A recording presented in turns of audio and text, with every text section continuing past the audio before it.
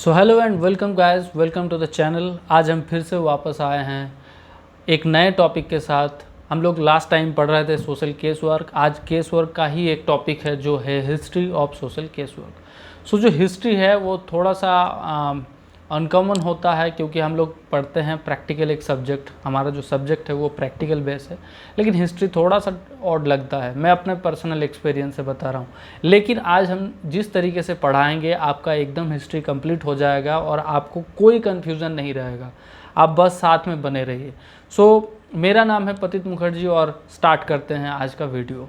सो आज हम पढ़ेंगे सोशल केस वर्क। अगर केस वर्क का जो हिस्ट्री हम पढ़ने वाले हैं, सो एक माइलस्टोन क्रिएट करता है। कभी भी हम लोग जब हिस्ट्री पढ़ते हैं तो एक सर्टेन टाइम से फिर पढ़ना शुरू करते हैं, क्योंकि हिस्ट्री पूरा ही है, सारे ही हिस्ट्री है। लेकिन जिस टाइम से हमें लगता है कि इस पर्टिकुलर टाइम से ये चीज़ डेवलप हुआ है, वो टाइम को हम लोग हिस्ट्री बोलते हैं। सो यहाँ पर एक टाइम आपको दिखाई दे रहा है। ओके, सो यहाँ पर एक टाइम दिखाई दे रहा है 1843। ये टाइम से अभी तक जो करंट है ये सारे ही केस वर्क का हिस्ट्री है। क्यों है? क्योंकि इसके बाद जो भी आप करंट मतलब जो चल रहा है, इसके बाद जो भी आता जाएगा ये पास्ट होता जाएगा और हिस्ट्री बनता जाएगा। सो 1843 इस टाइम से अभी तक का जो टाइमिंग है ये हम हिस्ट्री ऑफ केस वर्क का मतलब केस वर्क का हिस्ट्री माना जाता है। ओके, तो आपके सुविधा के लिए थोड़ा सा पढ़ाई में थोड़ा सा पॉइंट बनाने के लिए हम लोग इस टाइम को कुछ हिस्सों में टुकड़ा टुकड़ा तरीके से हमने बांटा है। जैसे 1843 जो हमने अभी देखा, 1843 शुरू किया, उसके बाद जो है 1877, उसके बाद 1898, उसके बाद 1914 टू 17। इसमें देखिए 2 डेट है, कंफ्यूज होने की कुछ नहीं है। ये डेट ऐसा है, जब हम उस पॉइंट को पढ़ेंगे तो आपको क्लियर हो जाएगा। ठीक है, 1950 और 1960। तो ये टाइमिंग हमें एक माइलस्टोन क्रिएट करता है कि इस टाइम कुछ ऐसा इंसिडेंट हुआ था, कुछ ऐसा बना था, कुछ चीज़ जो सोशल वर्क को ही आज के डेट में, सोशल केस वर्क को रिप्रेजेंट करता है। उसी चीज़ के लिए आज के डेट में कुछ एक चीज़ कंक्रीट बना है। देखिए जी, कभी भी जो कभी थ्योरी जो बनता है वो एक दिन में नहीं बनता है, या मेथड जो बनता है वो एक दिन में नहीं बनता है। तो उसके लिए बहुत टाइम का ज़रूरत होता है और साथ ही साथ कुछ बहुत सारे उसके साथ बहुत सारे दूसरे चीज़ का जुड़ा हुआ मेल बंधन भी चाहिए होता है। तो इसीलिए जो टाइमिंग का बात किया अभी 1843, 1877, ये जो टाइमिंग है सारे, ये टाइमिंग इंडिकेट करता है कि ऐसा कुछ हुआ था जिसके कारण ही आज के डेट में हमारे पास एक केस वर्क, एक मेथड है और उसके अंदर इतने प्रिंसिपल्स है, और आज के डेट में ये अच्छा एक सब्जेक्ट है, कंक्रीटली चल रहा है कंटिन्यूसली, और डे बाय डे और भी डेवलप होता जा रहा है। ठीक है, तो हम शुरू करते हैं 1843 में। जो 1843 का टाइमिंग था ये बहुत ही इम्पोर्टेंट था, क्योंकि AICP उस टाइम डेवलप हुआ था। AICP क्या है? AICP मतलब है the association for improving the condition of the poor. और ये हुआ कहाँ था? ये हुआ था अमेरिका में 1843 में। अब देखिए इसका जो नाम है, ये नाम को आप गौर से पढ़िए, AICP the association for improving the conditions of pore. तो ये नाम ही बता रहा है कि इसका एम क्या है, कि ये इम्प्रूव कर रहा है कंडीशन को, किसका? पोर पीपल को, नीडी पीपल का कंडीशन को डेवलप कर रहा है। अब कंडीशन डेवलप करने में भी बहुत सारे कंडीशन आता है। कौन से कंडीशन के ऊपर काम कर रहा है? तो हम अगर थोड़ा सा और अंदर डेप्थ में जाएंगे तो वो लोग एम्पावर कर रहे थे। एम्पावर का मतलब ये नहीं है कि कहीं पर उसको जॉब सेटलमेंट, वो वाला एम्पावर का बात नहीं कर रहे हैं। यहाँ पर एम्पावर का मतलब होता है कैपेबल बनाना, उसका इन्हेंस करना, डेवलपमेंट करना, उनको कैपेबल बनाना, उनको उनका सेल्फ स्टीम उनको जगाना, उनका सेल्फ रिलायंस क्रिएट करना, कॉन्फिडेंस क्रिएट करना, ये सारे चीज़ को ही क्या बोला जाता है? एम्पावरमेंट करना बोला जाता है। ठीक है, तो 1843 में AICP डेवलप हुआ था, ये आप थोड़ा सा ध्यान रखिए, बहुत इंपॉर्टेंट टाइमिंग है। उसके बाद 1877 में क्या हुआ था? अमेरिकन चैरिटी ऑर्गेनाइजेशन सोसाइटी है, डेवलप हुआ था। अब देखिए चैरिटी ऑर्गेनाइजेशन सोसाइटी अलग अलग जगह पे अलग अलग टाइमिंग में डेवलप हुआ था। उसमें से जो अमेरिकन चैरिटी ऑर्गेनाइजेशन सोसाइटी है, ये हमारे केस वर्क के लिए इम्पॉर्टेंट है, इसीलिए हमने इसको अभी इस नोट में डाला है। तो जो अमेरिकन चैरिटी ऑर्गेनाइजेशन है उस टाइम डेवलप हुआ था 1877, और वो लोग क्या कर रहे थे? वो लोग डोर टू डोर विजिट कर रहे थे नीडी और पोर पीपल के लिए, और सिर्फ हेल्प नहीं कर रहे थे, वो लोग एसेस कर रहे थे कि कौन डिजर्विंग कैंडिडेट है, कौन नहीं है, कौन एक्चुअली नीडी पर्सन है, कौन नहीं है।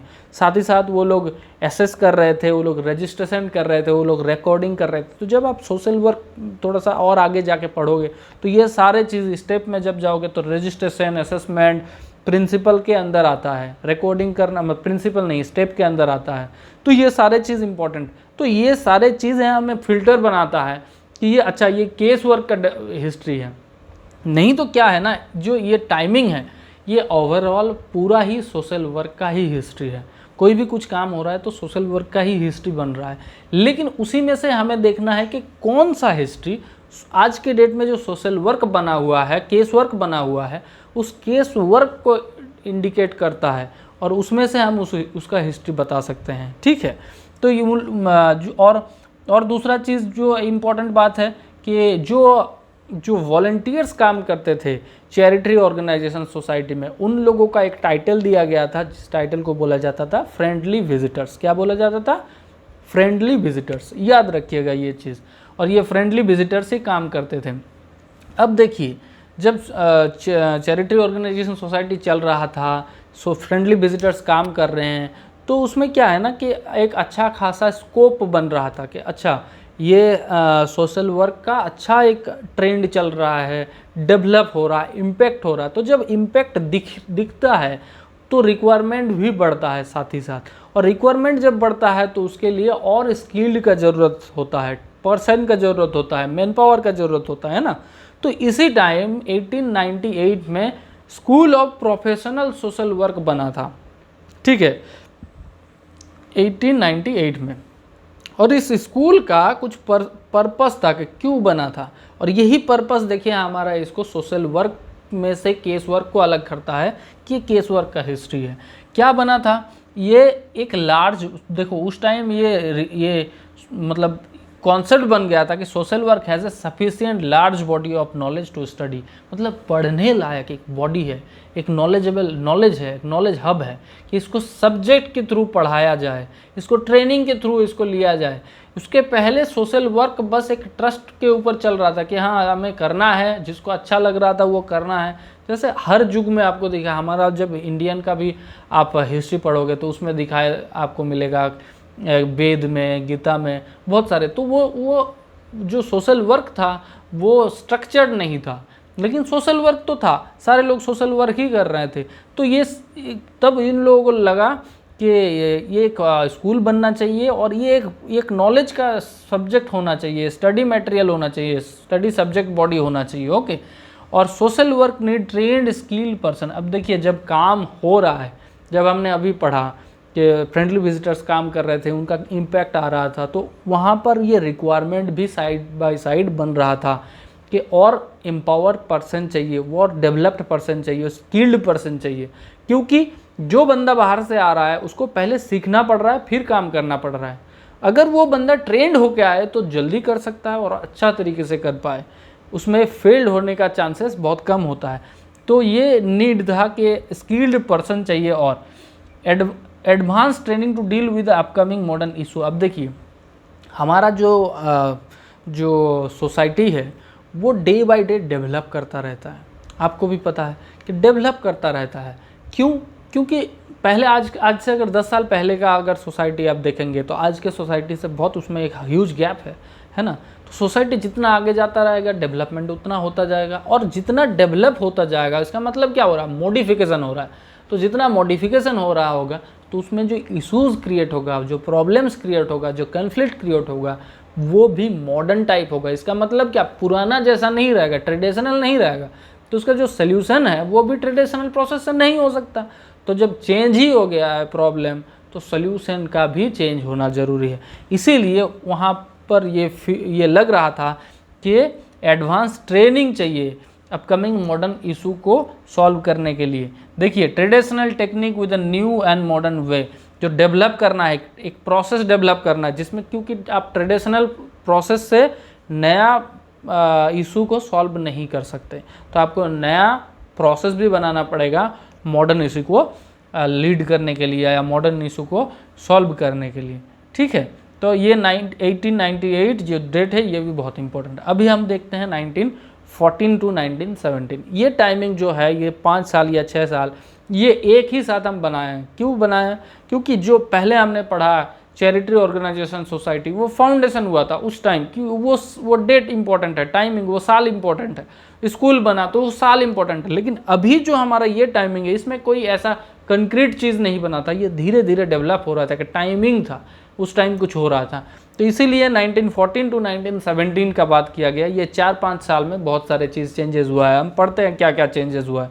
एक तो पहले देखिए उस टाइम जो सोशल वर्क में जो केस वर्क था वो केस वर्क को मेडिकल ट्रीटमेंट की तरह दिया जा रहा था, मतलब सिक पर्सन को प्रायर दिया जा रहा था, और जो सिक नहीं है विथ प्रॉब्लम है उनको इतना प्रायोरिटी नहीं दिया जा रहा था, क्योंकि ये मेडिकल ट्रीटमेंट की तरह ट्रीट किया जा रहा था सोशल वर्क को। ठीक है, उसके बाद क्या हुआ कि एक ट्रेनिंग फॉर्म किया गया जो समर वैकेशन की तरह था, जो 15 दिन 20 दिन का या 30 दिन का जैसे ट्रेनिंग होता है, समर हम लोग छुट्टी में जाते हैं करते हैं, तो इस तरह का एक ट्रेनिंग डेवलप किया गया था। और उस ट्रेनिंग का जो इम्पैक्ट था वो बहुत इंटरेस्टिंग था, बहुत मतलब नोटिसेबल था। तो बहुत सारे ऑर्गेनाइजेशन ने उसको नोटिस किया कि ये डेवलप हो रहा है, बहुत अच्छा काम कर रहा है। तो जब लोगों को लगा कि ये बहुत यूज़फुल चीज़ है तो उसको बहुत सारे ऑर्गेनाइजेशन में अडॉप्ट कर लिया, और उस चीज़ से नया ट्रेनिंग अपने ऑर्गेनाइजेशन में शुरू कर दिया। बहुत सारे स्कूल था जिन लोगों ने इस ट्रेनिंग को अडॉप्ट किया और उसने एक रेगुलर कोर्स चला दिया। तो इसके बाद क्या हुआ कि मैन पावर बढ़ गया और इसका कैपेबिलिटी भी साथ ही साथ डेवलप होता गया। देखो उस साल उसी टाइम और एक चीज़ हुआ था जो था नेशनल कॉन्फ्रेंस, जो यूएसए में हुआ था। और नेशनल कॉन्फ्रेंस में जो सबसे इम्पोर्टेंट चीज़ था कि उस टाइम एक टर्म यूज़ किया गया था, जो टर्म था वर्क विथ केस। देखो कंफ्यूज नहीं होना है, यहाँ लिखा गया है वर्क विथ केस, ये फर्स्ट टाइम यूज़ किया गया था नेशनल कॉन्फ्रेंस में जो यूएसए में बना था। इसके पहले केस वर्क नहीं था, इसके पहले सोशल वर्क का एक ओवरऑल आइडिया था। और इसी टर्म के साथ रिलेट करके बाद में जब मैरी रिचमंड ने बुक निकाला, हम अभी पढ़ रहे हैं, देखिए 1917 में जो सोशल डायग्नोसिस जो बुक आया था, बहुत ही इम्पोर्टेंट। इस बुक के आने के बाद सोशल केस वर्क में एक बहुत बड़ा चेंजेस आया, और ये चेंजेस लाया था कौन?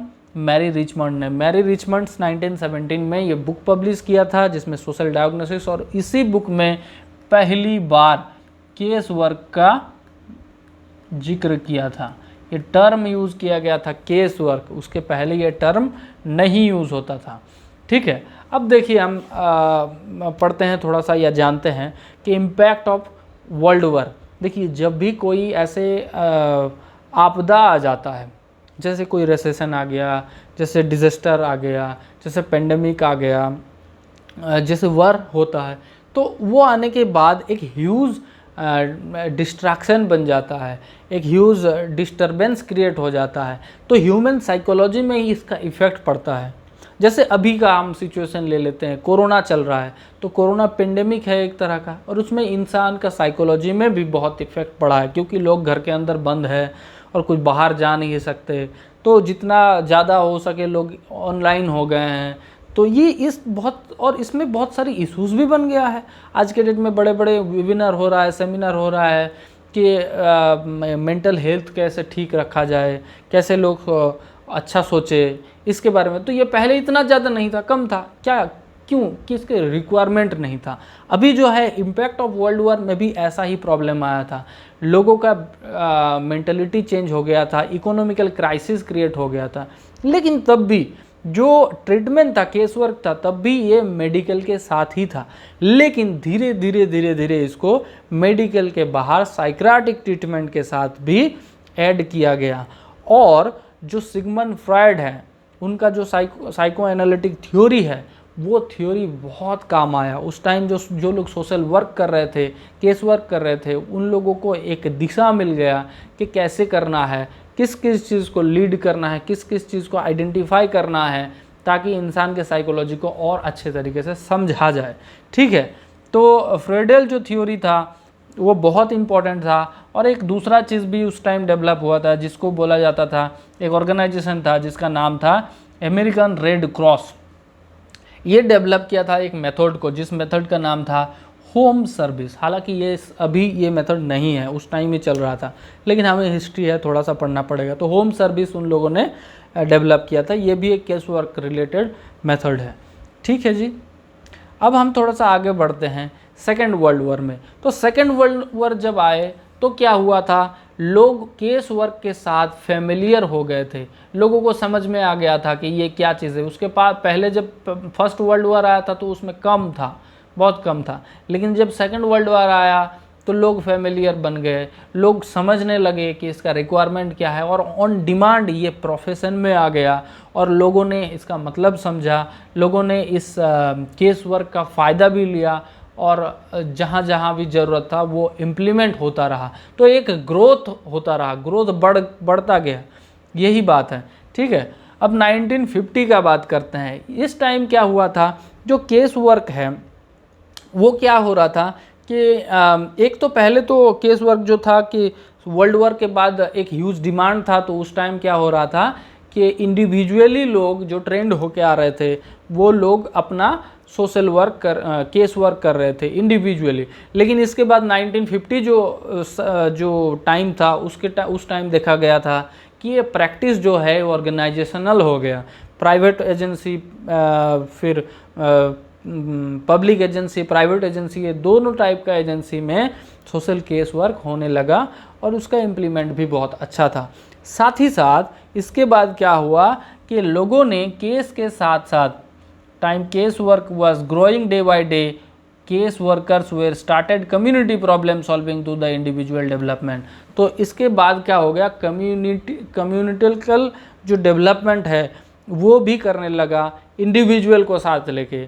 मतलब जो एकदम सिर्फ साइकोलॉजिकल रिलेटेड जो इश्यूज होता था उसको छोड़ के भी कम्युनिटी रिलेटेड जो प्रॉब्लम होता था उस प्रॉब्लम को भी सॉल्व करने लगा। और देखिए, एक थ्योरी से दूसरे थ्योरी भी अटैच हो रहा है, एक मेथड से दूसरे मेथड भी अटैच हो रहा है। जैसे हम केस वर्क पढ़ रहे थे तो यहाँ से कहीं ना कहीं कम्युनिटी वर्क का भी एक डेवलपमेंट का एक चांसेस हमें दिखाई दे रहा है। ठीक है। अब 1960 में क्या हुआ कि जो बहुत सारा नया नया प्रिंसिपल एडॉप्ट हुआ। मतलब क्या, ये वो ग्रोथ है, ये भी एक तरह का ग्रोथ है कि प्रिंसिपल ऐड होता गया। प्रिंसिपल ऐड होता गया मतलब क्या, प्रिंसिपल होता क्या, कुछ नियम कानून होता है कि ये सारे चीज़ लेके चलना पड़ेगा केस वर्क करने के लिए। तो ये जितना नियम ऐड होता जाएगा इसका मतलब नया चीज़ ऐड होता जा रहा है। तो ये एक तरह का डेवलपमेंट है। और साथ ही साथ रिसर्च डेवलपमेंट हुआ, किसके ऊपर, साइकोलॉजिकल डेवलपमेंट के ऊपर। वेरियस टाइप का स्ट्रेस जो होता है, इंसान का स्ट्रेस प्रॉब्लम होता है, एक तरह का साइकोलॉजिकल प्रॉब्लम, डिप्रेशन होता है, उसके ऊपर अलग अलग तरीके का रिसर्च डेवलप हुआ 1916 में। और सोशल एक्शन के ऊपर जोर दिया गया केस वर्क के साथ ही साथ। देखिए, पहले हमने देखा था 1950 में, उस टाइम कम्युनिटी प्रॉब्लम सॉल्व किया जा रहा था केस वर्क के माध्यम से और केस वर्क के साथ ही साथ। और इस टाइम 1960 में केस वर्क के साथ ही साथ सोशल एक्शन को भी प्लान में लाया गया। ठीक है। अब हम थोड़ा सा इंडिया के बारे में, अब जो ये तो 1960 है, उसके बाद से अभी तक जो रूल है, जो भी डेवलपमेंट हुआ है वो हो रहा है, अभी भी चल रहा है। और अब हम पढ़ेंगे थोड़ा सा इंडिया के बारे में, सोशल वर्क डेवलपमेंट के बारे में, कि इंडिया में कैसे सोशल वर्क का case work, specially case work develop हुआ था। तो देखिए, इंडिया में केस वर्क डेवलपमेंट ये थोड़ा डिफ़िकल्ट है कॉन्सेप्चुअलाइज करना, क्योंकि केस वर्क अभी भी इंडिया में बहुत कम है, जितना होना चाहिए उससे बहुत कम है। सो केस वर्क का जो डेवलपमेंट है वो तो एक ओवरऑल सोशल वर्क का डेवलपमेंट हुआ था इंडिया में।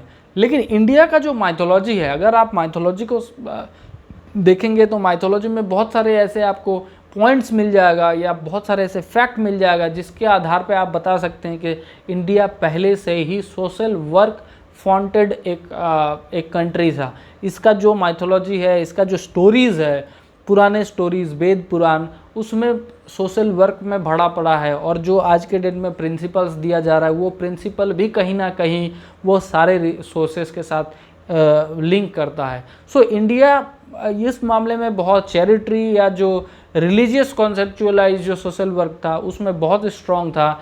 आप हिंदुइज़्म में, जैनिज़्म में, बुद्धिज़्म में, या आप कुरान आधारित या आप सिखिज़्म में, सारे जगह पे आपको सोशल वर्क दिखने को मिलेगा।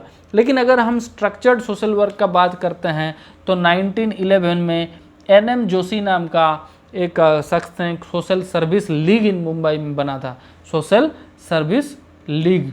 इसमें क्या किया था, बहुत तरह का वॉलंटियर के साथ काम किया गया था, एक प्रोग्राम डेवलप किया गया था, ठीक है। और उसके बाद 1936 जो हमारे लिए एक माइलस्टोन क्रिएट करता है इंडिया में, sir Dorabji Tata graduate school खोला था, जिसको आज हम लोग टीज़ के नाम से जानते हैं। Okay, Tata institution of social work, social work या social science, Tata institution of social science, ये है नाम पूरा टीज़ का ना। तो ये केस वर्क का एक हमने बात कर लिया कि इंडिया में कैसे हुआ, जब फॉर्मेशन हो गया, कोर्स फॉर्मेशन हो गया, जब डेवलप हो गया सब्जेक्ट, तो इसके बाद धीरे धीरे बाकी सारे चीज़ों को भी लाया गया, जो भी बाहर चल रहा था वो भी चीज़ को इंडिया में इम्प्लीमेंट किया गया और अभी भी इम्प्लीमेंट हो रहा है कंटिन्यूसली, अभी भी ऑनगोइंग है। तो यही है। उसके बाद आज के डेट में केस वर्क का बहुत सारे अपॉर्चुनिटी बन गया है मेडिकल सेगमेंट में, एक women and child care foundation में, या बहुत सारी इस रिलेटेड जो ऑर्गेनाइजेशन है इसमें, तो स्कोप बन गया है। वहाँ पर काउंसलर या केस वर्कर या सोशल वर्कर के थ्रू बहुत सारे वर्क होता है जिसमें डायरेक्टली केस वर्कर का ज़रूरत होता है या सोशल वर्कर का ज़रूरत होता है। तो ये था हमारा हिस्ट्री, जो हमने बहुत शॉर्ट फॉर्म में हमने बताने की कोशिश किया, क्योंकि हिस्ट्री अगर पढ़ेंगे तो ये बहुत बड़ा चीज़ होता है, लॉन्ग होता ही जाएगा। लेकिन हमने काट पीट के जो इम्पोर्टेंट टॉपिक है, आपके जानने के लिए इम्पोर्टेंट है और आपको इंटरेस्टिंग भी बनाने के लिए कि ये टॉपिक इतना बोर ना लगे, इसलिए हमने टाइम फ्रेम करके अलग अलग बताया, ताकि थोड़ा सा आपको याद करने में भी आसान रहे। सो आशा करता हूँ कि आपने समझा होगा पूरा टॉपिक को, और अगर ये वीडियो आपको अच्छा लग रहा है तो एक कमेंट, लाइक और शेयर ज़रूर कीजिएगा। दूसरे के साथ शेयर करेंगे तो उनको भी थोड़ा नॉलेज मिल जाएगा, और आपको तो पता ही है शेयरिंग इज़ केयरिंग।